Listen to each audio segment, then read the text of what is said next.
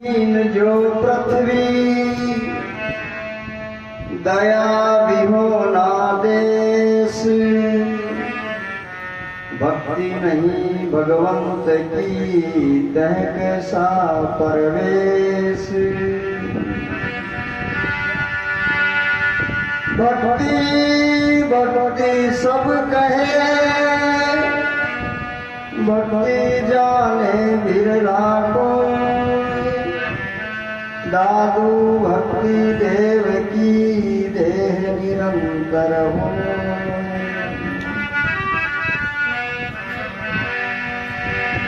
भक्ति से मुक्ति मिले और मिले सब ज्ञान।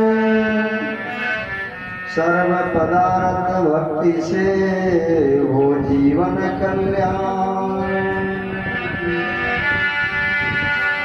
त्रिविध भक्ति देव की करो जो मन में चाहे।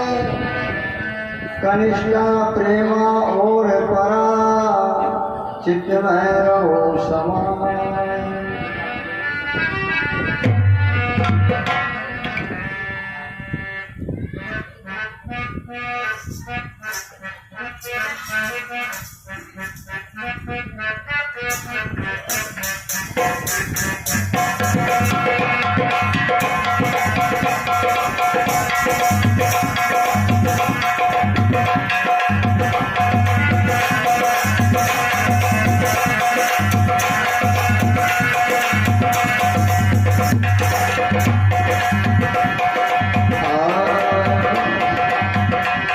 भगवान से प्रेम लगा के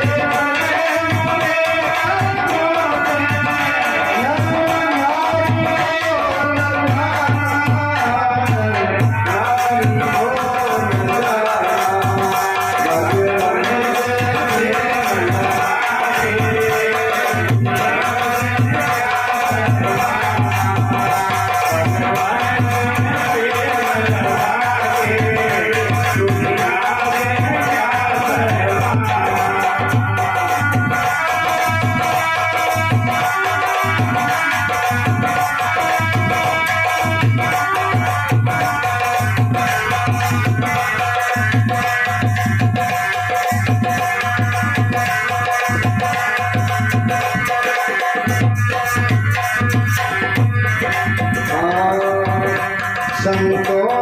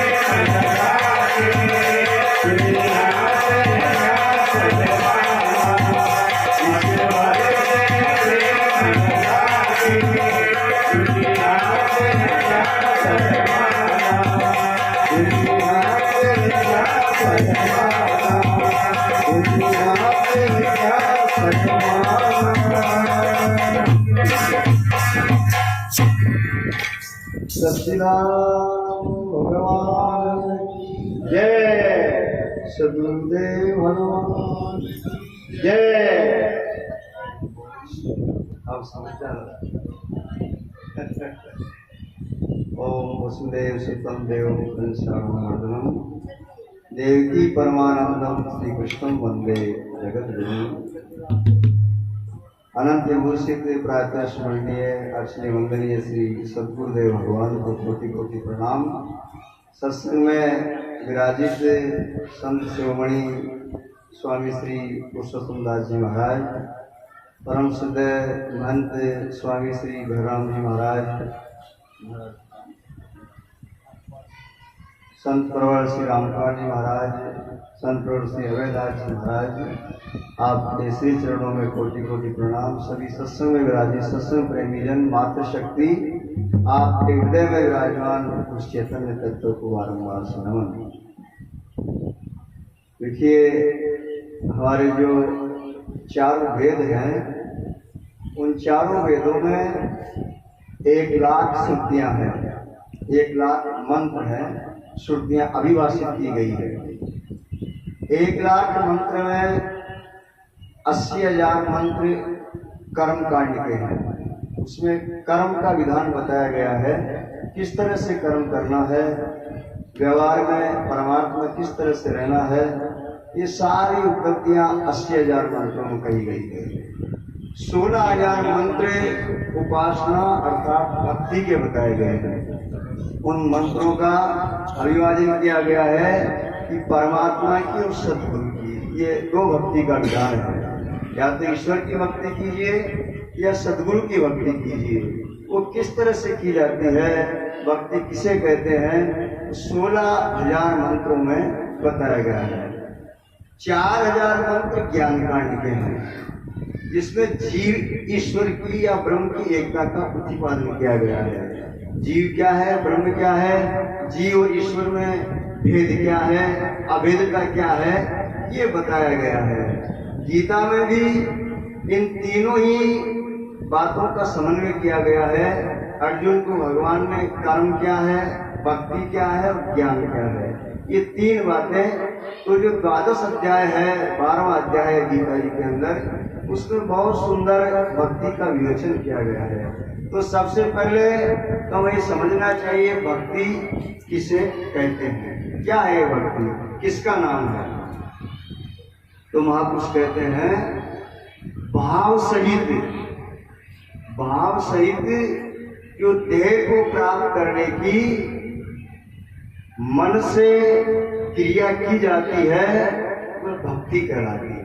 भाव सहित देह यानी परमात्मा या गुरुजन, उनके लक्ष्य स्वरूप को प्राप्त करने की जो क्रिया की जाती है उसे भक्ति कहते हैं। विभक्ति का नाम ही भक्ति है। इस संसार से छूटने का नाम, विभक्त होने का नाम ही भक्ति है। और गीता में कह रहे हैं परमात्मा में अनन्य भाव हो जाना ही भक्ति है। एक तो अन्य भाव होता है और एक अनन्य भाव होता है। 3 भाव बताए गए हैं, अन्य, धन्य और अनन्य। तो इन तीनों के उपासक बताए गए हैं। देखिए, जो हनुमान जी जो हुए उनका धन्य भाव बताया गया है। उन्होंने राम जी के प्रति, ईश्वर के प्रति जो भी कार्य किया तो भगवान ने उनको धन्यवाद दिया सभी कार्यों के लिए। उनकी धन्य भक्ति कहलाई है। लक्ष्मण जी साथ रहे तो उनको अन्यता का आशीर्वाद दिया गया। क्यों कि सहायता तो करते थे, परमात्मा को याद भी करते लक्ष्मण जी, लेकिन भाव थोड़ा अन्य रहता था। राम जी कुछ और सोचते थे और लक्ष्मण जी कुछ और सोचते थे। तो धन्यवाद की बात हो रही, वो अन्य भाव से रहे। लेकिन भरत जी की जो भक्ति थी वो सबसे सर्वोत्कृष्ट थी। इसलिए भरत जी की भक्ति को कहा गया है अनन्य। अनन्य आशीर्वाद दिया भगवान ने कि, और यहाँ तक कह दिया कि मैं अब के अवतार लूं आगे तो मुझे सब कुछ मिल जाएगा, लेकिन भरत जैसा भक्त मिलना बहुत दुर्लभ है। भरत जैसा भक्त मुझे नहीं मिल रहे। क्यों कि इसकी भक्ति अनन्य रही है। और आप सब जानते भी हैं कि भगवान जमीन पे सोए और भरत जी खड्डा खोद करके भगवान से नीचे खड्डे के अंदर कि मैं भगवान के बराबर नहीं बैठूंगा। ऐसा जो भाव है ये सब भक्ति को इंगित करता है। तो यह कहने का अभिप्राय यह है कि देह को हम किस तरह से प्राप्त करें, भाव सहित करें। भाव जब तक नहीं होगा तो भक्ति नहीं कहलाएगी। क्या भाव रखना है? तो तीन भक्तियां हैं, पराभक्ति है, प्रेम लक्षणा भक्ति है और कनिष्ठा भक्ति है। कनिष्ठा भक्ति के भी 9 भाग हैं।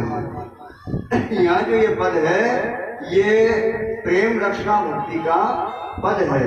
तो कहा गया है भगवान को समझाते हुए वशिष्ठ जी महाराज भी कह रहे हैं और एक दोहे में भी कहा गया है, मैं हूँ श्री भगवान का, मेरे श्री भगवान, अनुभव यही करते रहो तजी ममता अभिमान।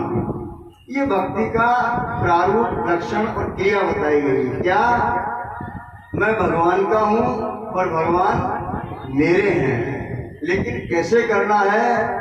तजी ममता अभिमान। ये शर्तें तो सब में रखी गई है कि आप ममता को तजिए, अभिमान को तजिए और फिर समर्पित हो जाइए। समर्पित जब आप हो जाएंगे तो आपकी इच्छा ईश्वर की इच्छा में सम्मानित हो जाएगी। कहा गया है नश्वर जग में अविनश्वर है, ईश्वर एक पुनीत, परम पिता उस परमेश्वर से जो जन करता प्रीत, उसी के रंग में जो रंग जाए वही जन साक्षात भक्त कहाय।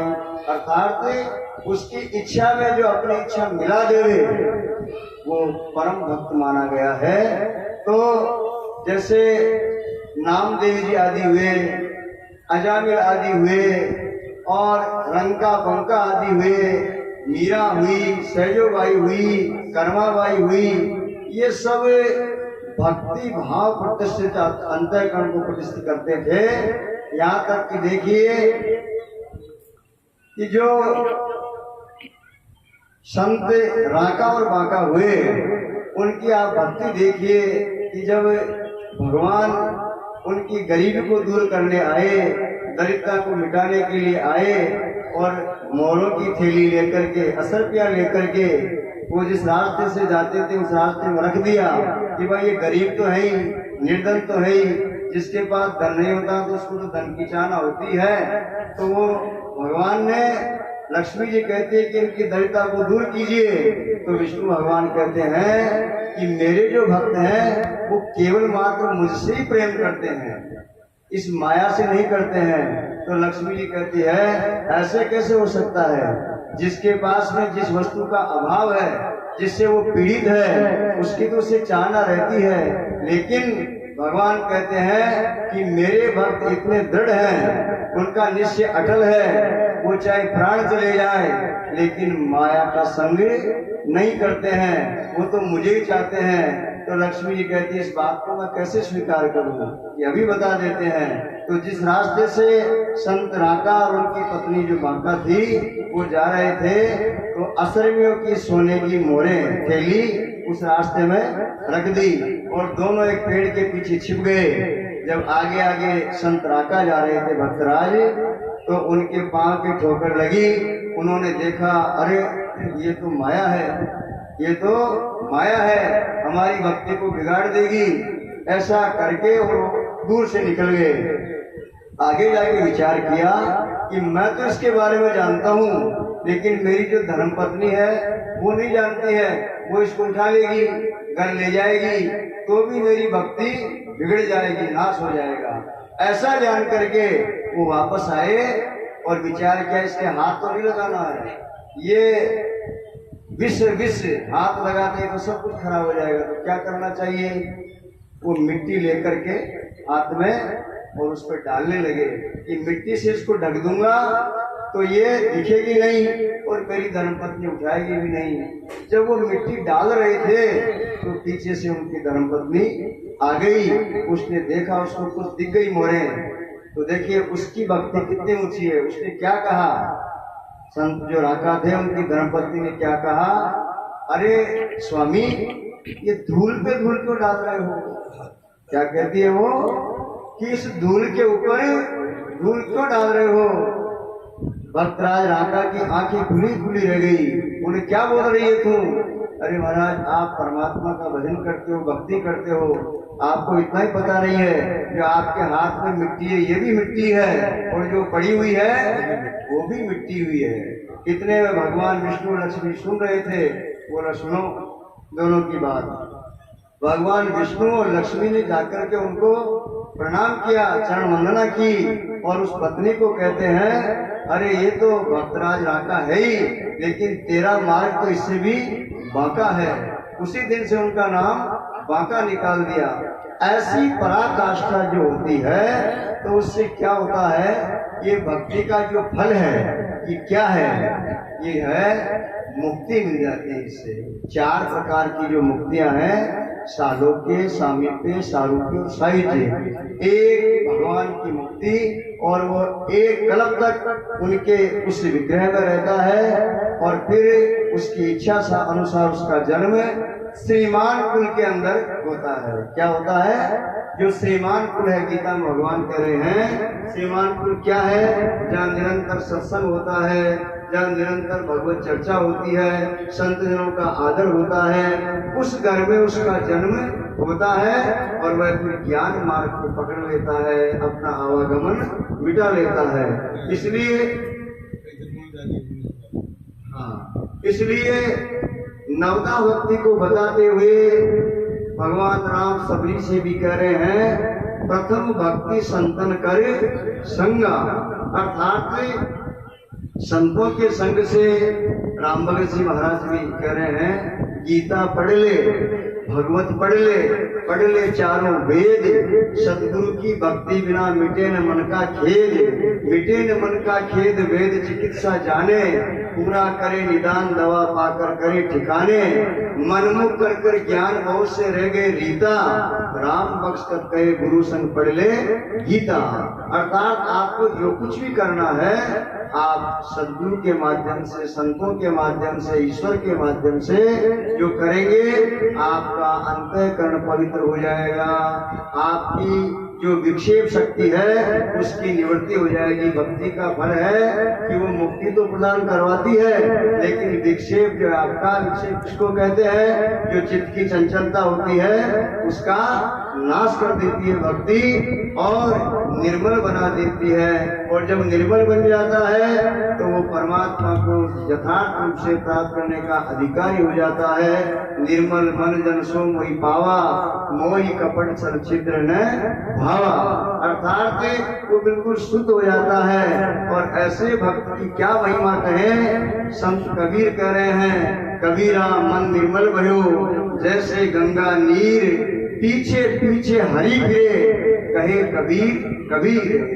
ऐसे भक्त की चाहे वो स्त्री हो, चाहे पुरुष हो, ब्राह्मण क्षत्रिय वैश्य शूद्र हो, चाहे ब्रह्मचारी गृहस्थी वानप्रस्थी सन्यासी हो, ऐसे भक्त को स्वयं भगवान पूछते हैं और उनका योग स्वयं वहन करते हैं। गीता में गीता महाराज कह रहे हैं उनका योग स्वयं वहन करता हूँ। लेकिन इस पद में कहा गया है ईश्वर को, जो ईश्वर नाम ईश धातु से ईश्वर हुआ है।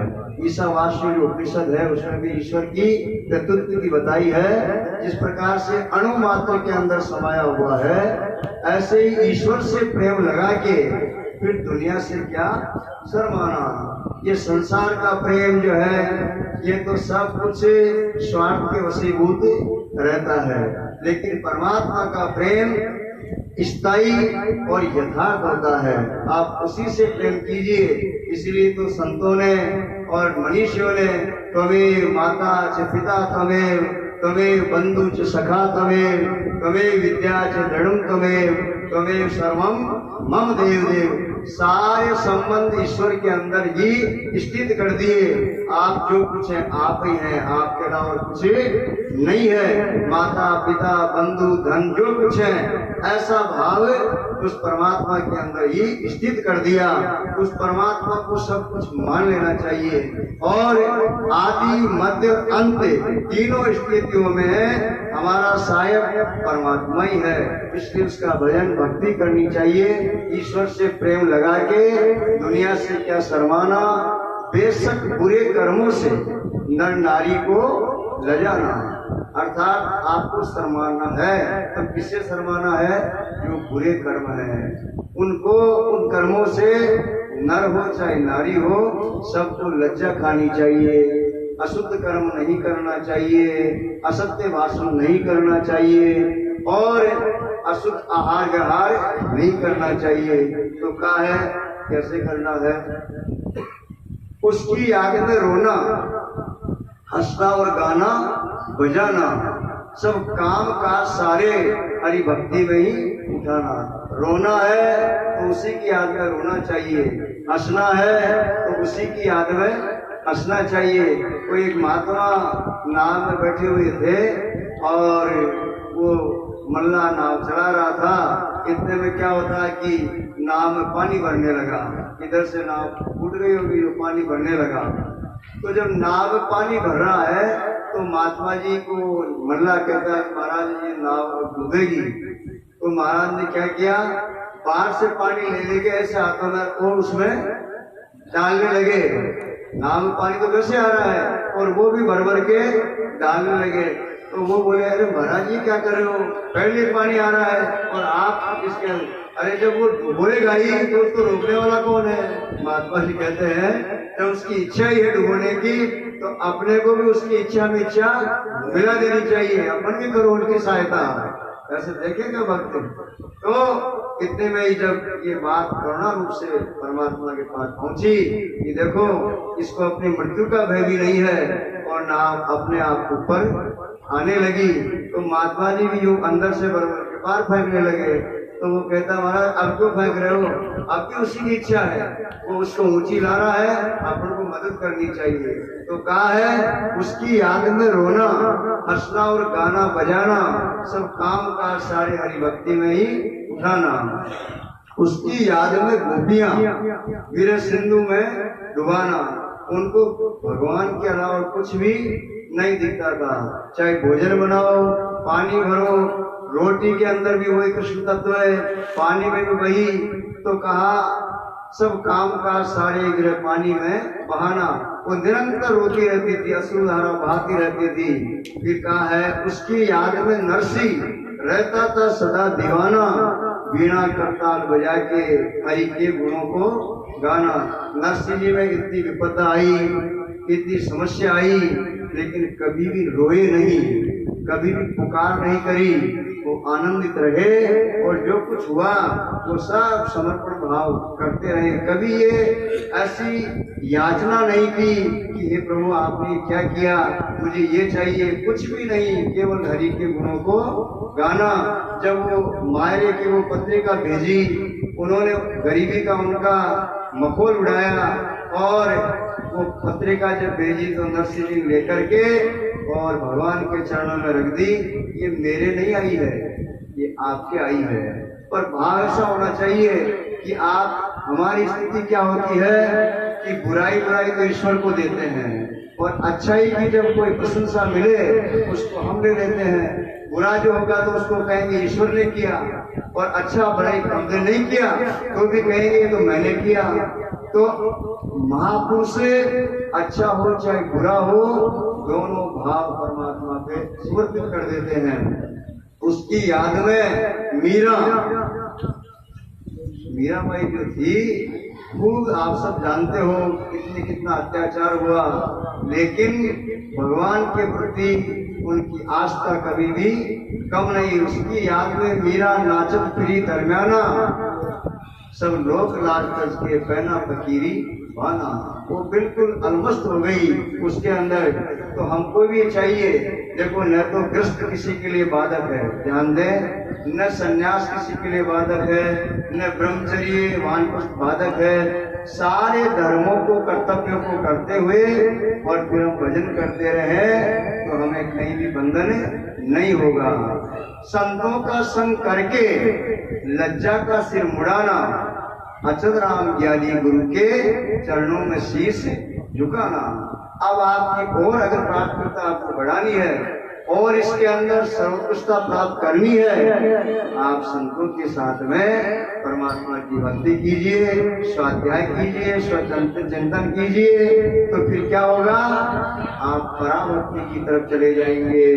पराभक्ति जो 18वें अध्याय में भगवान ज्ञान की पराकाष्ठा बताते हैं, पराभक्ति में और ज्ञान में अंतर ज्यादा नहीं रहता है।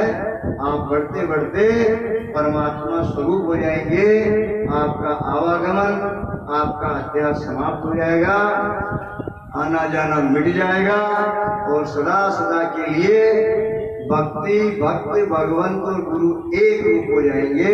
ये द्वैतता मिट जाएगी और सारा प्रपंच जो है शून्य हो जाएगा। जिस प्रकार से बर्फ पिघल करके जल रह जाता है, ऐसे आप भी अध्यास समाप्त करके परमात्मा स्वरूप हो जाएंगे। बोलो सच्चिदानंद भगवान की जय। गुरुदेव भगवान।